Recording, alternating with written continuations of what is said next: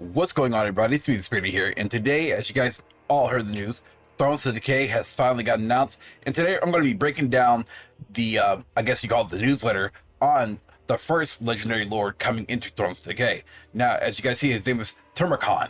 He is a champion of Nurgle. Okay, so, let's go ahead and get on into it. Greetings. Decay is rolling through the known world of Warhammer, and three new legendary lords have merged to push ingenuity and conflict into a new dawn, alongside a suite of new units, lords, heroes, campaign mechanics, and more. Thrones of Decay, our latest paid expansion, will be arriving in Total War Warhammer 3 alongside Update 5.0. As promised, you'll know exactly what's coming in Thrones of Decay before you see a Buy Now button. So let's unearth our latest arrivals, those of Invention, of Aminus, and of Pestilence. Alright, so Tamurkhan, the Maggot Lord. Tamurkhan is rumored to be many things: a monstrous warlord, an arrogant commander with Nurgle's favor, a hideous mutated giant corpse maggot. Rumors aside, one thing is certain: an army is gathering in his name. Even the electric counts themselves will have the resolve pushed to its breaking point when it arrives. So you guys can get a little bit, check him out a little bit. Pretty cool, pretty cool. At a glance, here's what Tamurkhan brings to the table. Tank. The combined durability of an ogre infested with a corpse maggot of Nurgle makes his legendary lord tough to kill. Hard hitter. Wielding an axe with great bullish strength, this unit hits especially hard with high armor, piercing damage. Bolos. Tamurkhan can be mounted on top of a unique toad dragon. A toad dragon? Action sounds kind of go. Bolos for aid in combat and traversal. Tamurkhan's Chieftains, a unique campaign mechanic focused on recruiting the strongest warriors around and earning the fealty to achieve ultimate victory. Alright, let's go ahead and get a little... There we go. As a true reveler in death and decay, Tamurkhan, the Quartz Maggot, once burrowed into the flesh of other mortals to become their puppet master, never finding the perfect match until now. Adoring the power of the mass strength of an ogre body brings him, Tamurkhan, grew attached to the only form he commands today, the body of an ogre tyrant. Karaka breaks mountain. Dude, that's actually insane. So you tell me this dude, I guess, is like a, what do you call it, like a maggot form or whatnot, just looking for the correct body that he wants to take over, and then he finally found an ogre tyrant for that.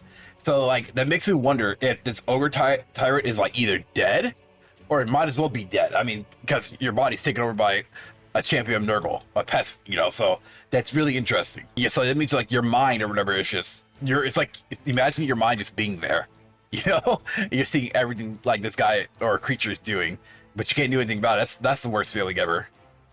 That has to be the worst. Okay.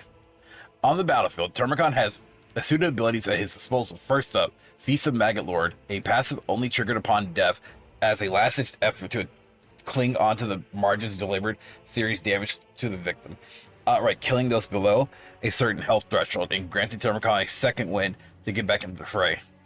With Nurgle's favorite son, this active ability grants him melee defense and increased ward save, and Rotting Host passability decreases the weapon strength and leadership of those within 35 meters of Tamurkhan, the latter which can be decreased even further with an Ogre Kingdom Classic Archbelcher. For those that still dare to face the Maggot Lord, his Black Cleaver active item will ensure that they regret it, granting magic attacks significantly increased armor piercing damage and boost to weapon-based damage for all allies within range. So I'm gonna try to zoom this in for you guys real quick and see if that's gonna, you know, cut it. So it gives you like a little bit of it. I think this is his not selection screen, but his character screen, of course. So Kazak the Befouled. We have so these are his chieftains, by the way. So it looks like 1, 2, 3, 4, 5, 6 chieftains. Is that a vampire lord chieftain? I can't. Looks like a vampire lord chieftain. I can't tell. I'm not gonna go any further on that one. So you get kind of like the new units that Nurgle gets and stuff, which is again amazing. So you have chieftain fealty, pledge, aligned, committed, and also devoted. There's a lot of good information here. So this is going on to his chieftains right here. With the body of Karaka breaks mountain of his own, Tamurkhan's knowledge is matched only by his strength, and he will use to gather the strongest warriors the world has ever seen and adopt them into his own twisted army, absorbing the many strengths of those that could not defeat him. Tamurkhan can gain a fealty of many chieftains from various cultures of the Warhammer world and unify them under a single banner. his banner. Okay, so yeah, that's what I thought. That is cool. Very cool. Using his two key resources, dominance and filthy, Tamurkhan can decide how best to manage his acquired chieftains. Dominance, the main resource, is gained from winning battles. This must be acquired.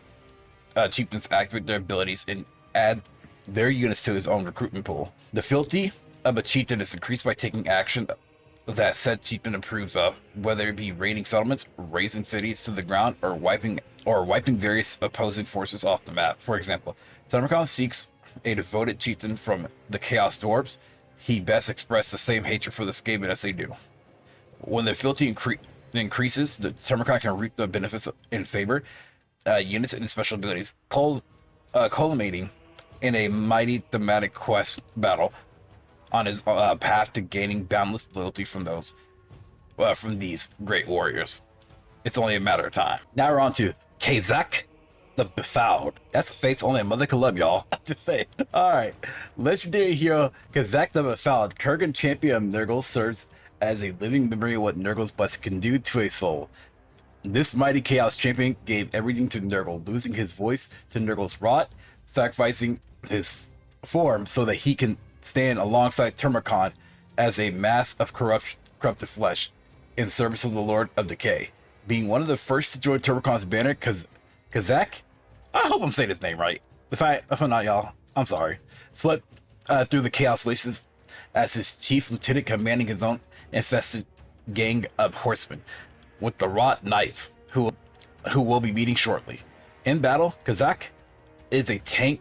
His health regeneration in combat, and thanks to his corrupted flesh passive, he's granted an increased ward save when above a certain health threshold, making him harder to fell.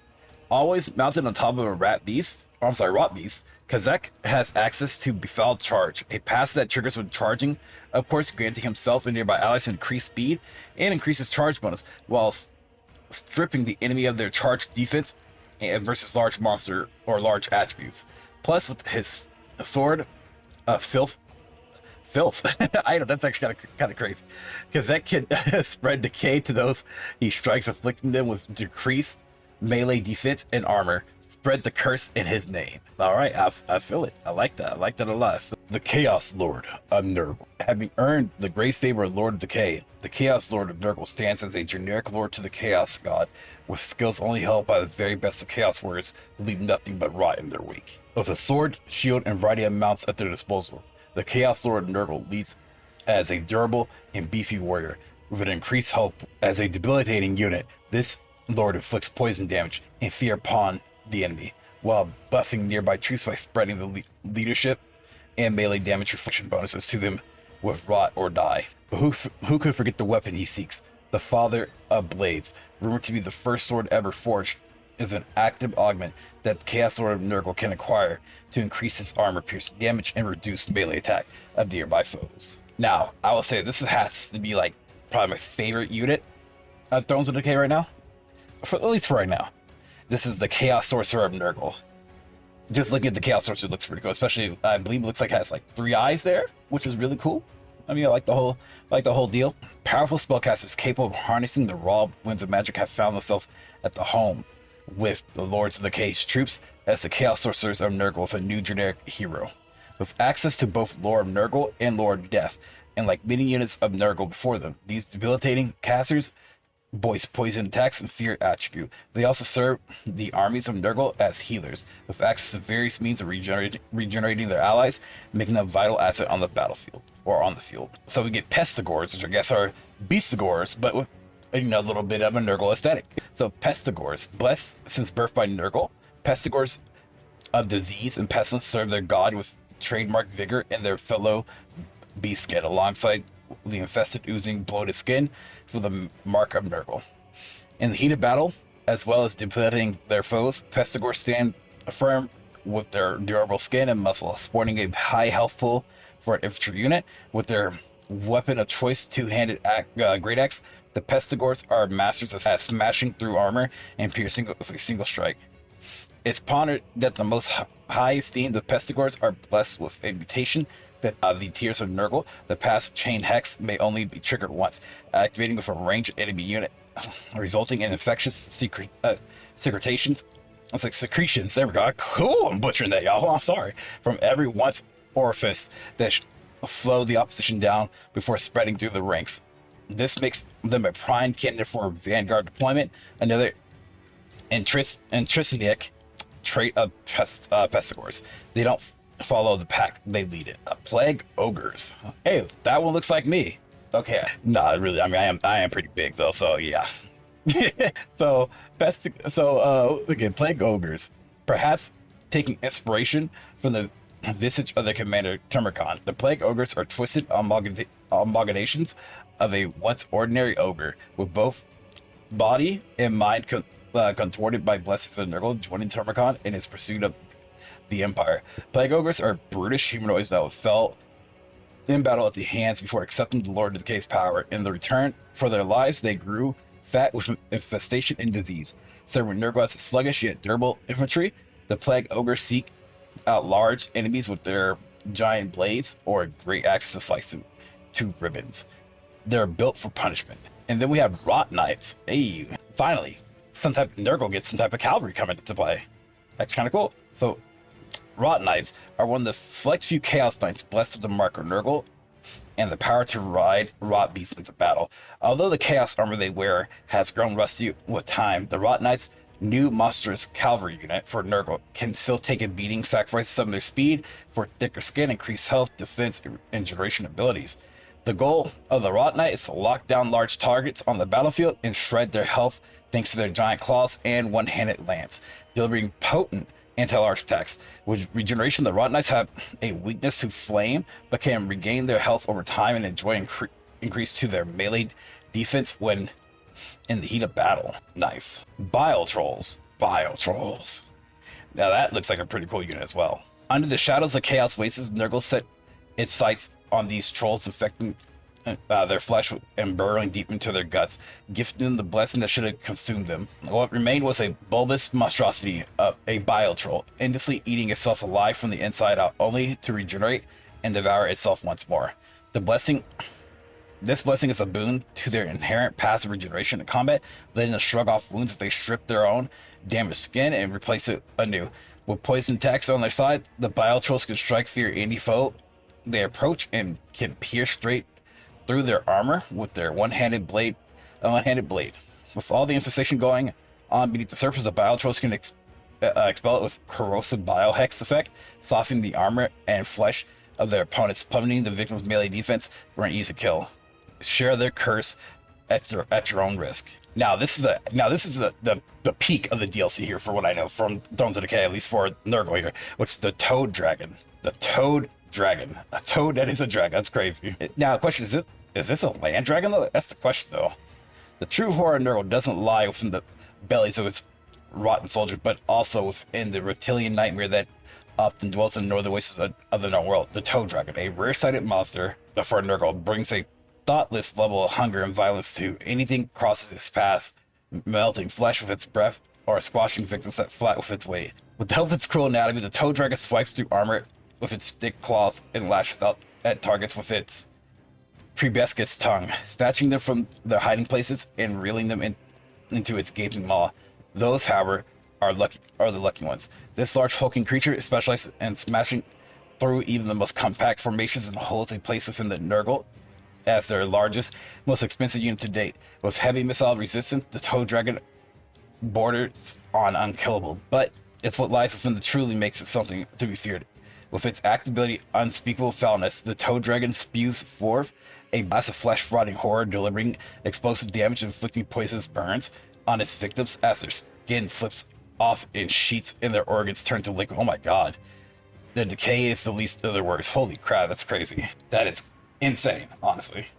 Also, what comes with Thrones of Decay, y'all, is legacy updates for Nurgle. So, see, Nurgle legacy updates. Before we wrap this grim tale of Tamurkhan and all things Nurgle, we want to address something that's important to both you, or to both us and you, the players.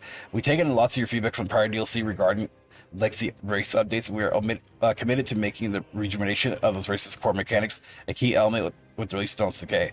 With that in mind, here's what we cooked up and enhanced Nurgle as a whole for the Grandfather's Lords, both present and future. Plagues have been completely reworked from the ground up, impacting Kugas, Plague Fathers, Festus, and Tamurkhans.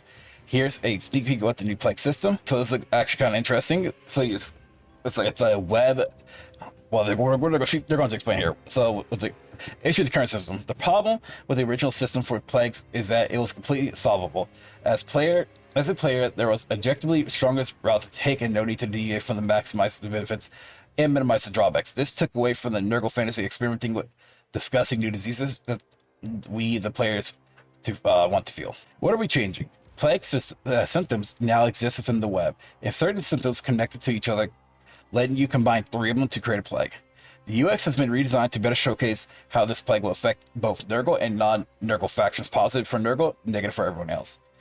The symptoms location within the plague web will shift every 3 plagues, so your first plague may allow for a connection between symptoms granting casualty replenishment, growth, and recruitment health, but on the next cycle, those symptoms could be nowhere near each other. You have to conjure new plagues from the... Oh, that's actually good. That makes a lot of sense. Okay, that makes a lot of sense. I get that. Yeah, that's to like keep things fresh. You know, I like that.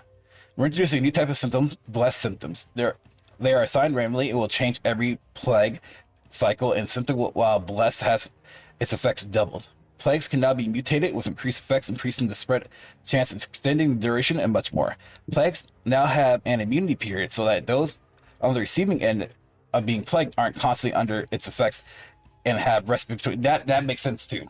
Yeah, that makes a lot of sense too. Kugath Plague Father benefits greatly from the system. He is uniquely able to have many blessed symptoms active at once, allowing him to conjure more fearsome diseases than his peers and decimate the world with unholy infectious combinations. Hellman Gorse is going to wish he set up elsewhere. Yeah.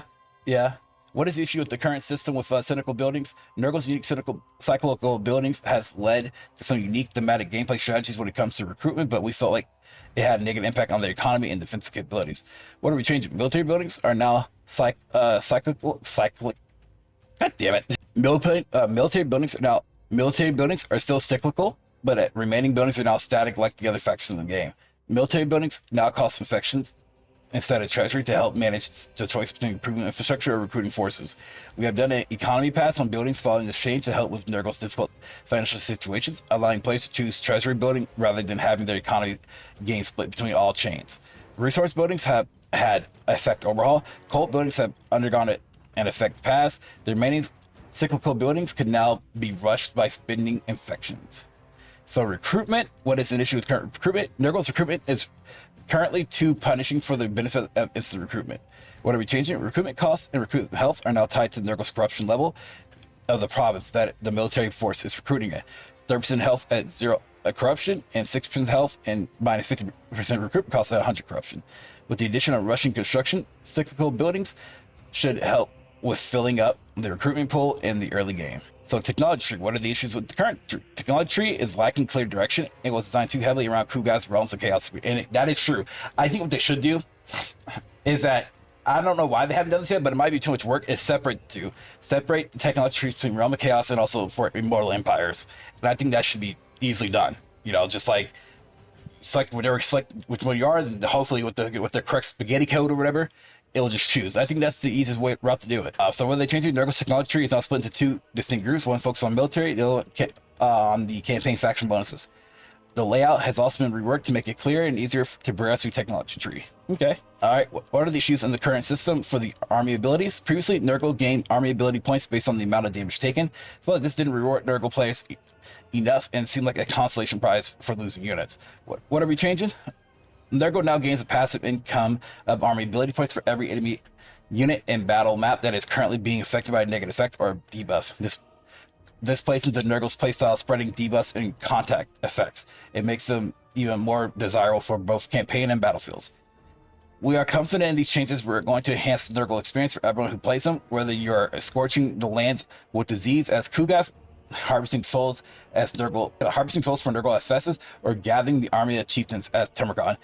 And just maybe, there's one more legendary lord of Nurgle waiting in the wings, ready to be released in 5.0. But for now, I reckon we cataloged enough plagues to keep the grandfather Nurgle himself happy. So let's see what we got coming up next. So up next, for more details, Tamurkhan, the Maggot Lord, and Seas and Festus Commander action. Keep an eye on our official channels. We'll be back next week to take a look at Empire's latest Espeth von Drakenth before tackling the dwarfs Malachi Macassin. The week after that, we'll be wrapping up our reveals, following the week by delving into some free edition of content arriving 5.0, including the faded Nymph's crown and a legendary lord. So that's really cool. So keep this video going, not for going too further. Let me know what you guys think of Tamurkhan. Do you guys think he's a great addition to Total Warhammer 3? And also, what do y'all think about the Nurgle changes here? I think that these are some pretty good changes. You know, it helps rejuvenate the faction and make them more up to date with what's currently going on in Total Warhammer 3. But yeah, let me know, guys, in the comment section below. Thank you guys all for watching this video. I do appreciate that. If you guys did enjoy this video, consider liking and subscribing, y'all. That would be very, very appreciated. And thank you for the support. My name is Disbearity. Peace out. Much celebrity. Have a good one, y'all. If you guys enjoyed this video, please leave a like and also hit the bell notification down below. Thanks for watching.